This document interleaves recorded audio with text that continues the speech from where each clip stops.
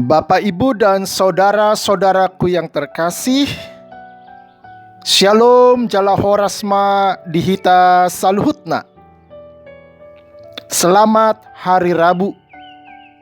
Terpujilah nama Tuhan kita Yesus Kristus yang masih memberikan kesempatan kepada kita bersua kembali dalam renungan pagi pada hari ini, Rabu 27 Juli 2022, yang akan menghantar kita melanjutkan aktivitas kita. Mari kita berdoa. Anugerah dan damai sejahtera yang dari Allah Bapa kita dan dari anaknya Tuhan Yesus Kristus kiranya menyertai saudara-saudari sekalian. Amin. Firman Tuhan yang akan menyapa kita pada pagi hari ini tertulis di dalam 2 Korintus pasal 5 ayat 18. Dan semuanya ini dari Allah yang dengan perantaraan Kristus telah mendamaikan kita dengan dirinya dan yang telah mempercayakan pelayanan pendamaian itu kepada kami.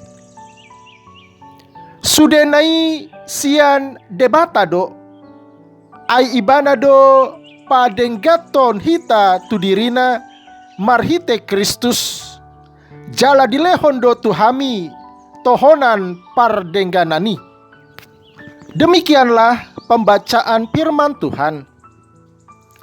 Bapak, Ibu, dan saudara-saudaraku yang terkasih, ada sebuah ilustrasi yang menarik. Satu kisah di sebuah desa, di mana di desa tersebut terdapat banyak burung kakak tua.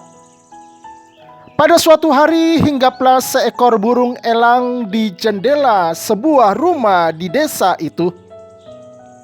Sang pemilik rumah berusaha menangkap elang tersebut.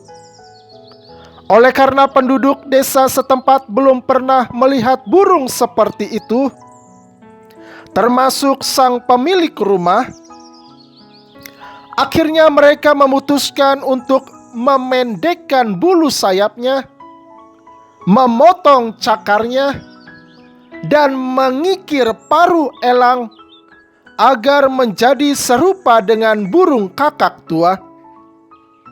Namun demikian, mereka tidak dapat mengubah kelakuan dan perilaku si elang. Gambaran ini mengingatkan kita sebagai orang percaya yang telah ditebus di dalam Kristus Yesus, yang karenanya harus mampu bermetamorfosis seperti Kristus. Nas kita tidak dapat dipisahkan dengan ayat sebelumnya. Teramat khusus ayat 17 yang berbunyi, jadi siapa yang ada di dalam Kristus, ia adalah ciptaan baru.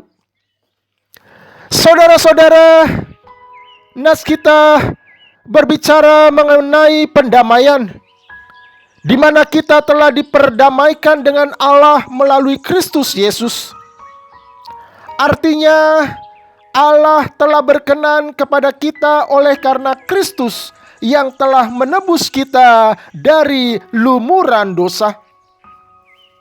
Nah, pendamaian itu hanya nyata kalau hidup kita sungguh-sungguh sudah sesuai dengan hidup yang Kristus miliki. Kalau karakter Kristus hidup di dalam kehidupan kita, perubahan itu tentulah bukan seperti perubahan burung elang yang dipermak seperti burung kakak tua, seperti dalam ilustrasi di atas tadi, melainkan perubahan yang mendasar dalam pola rasa, pola pikir, dan pola laku yang sesuai dengan kehendak Allah. Hanya dengan demikianlah kita diperkenankan Allah menjadi perpanjangan tangan Kristus, membawa pendamaian itu kepada dunia. agar bukan hanya kita yang diperdamaikan oleh Allah, tetapi juga setiap orang yang ada di dunia ini, agar mereka mau diubah bermetamorfosis seperti Kristus menjadi manusia baru. Kiranya Roh Kudus memampukan kita menjalankan pelayanan pendamaian itu bagi orang-orang di sekitar kita, agar bukan hanya kita yang terberkati, melainkan setiap orang di sekitar kita merasakan berkat ilahi. Amin. Selamat berkarya. Immanuel, Allah beserta kita. Kita berdoa. Tuhan, tuntun dan bimbinglah kami selalu seturut dengan kehendak-Mu, saat ini dan sampai selama-lamanya. Jadikanlah kami sebagai pelaku-pelaku kebenaran firman-Mu, bukan hanya pendengar saja, menjadi pelayan pendamaian-Mu bagi yang lain, melalui pikiran, kata, dan perbuatan nyata. Di dalam Kristus Yesus kami berdoa dan mengucap syukur. Amin.